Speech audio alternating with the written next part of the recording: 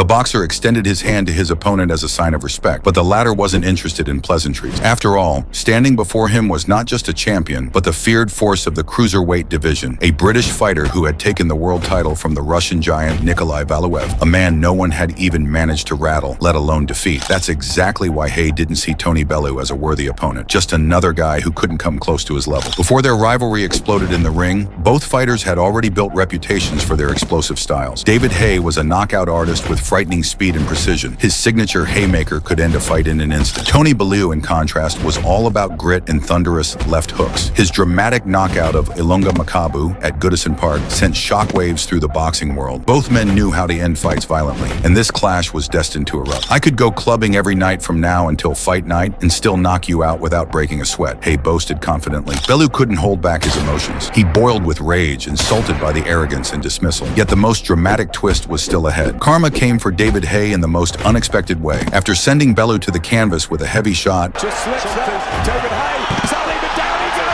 Haye slipped awkwardly on the mat and suffered a serious injury, a ruptured Achilles tendon. Despite the searing pain, David continued the fight, unwilling to quit. That's when the fight took a dark turn. Haye resorted to desperate and dirty tactics, driven by pride and the fear of losing to someone he had publicly ridiculed. But Bellew, fueled by emotion and momentum, surged forward. He unleashed a brutal combination of punches. Achilles, but that made all the difference. And I tell you why he didn't mention it, is because he was showing that the injured champion could no longer avoid. Unable to protect their fighter, Haye's corner had no choice but to throw in the towel, bringing a bitter and violent rivalry to its final dramatic end. This is where Tony needs it.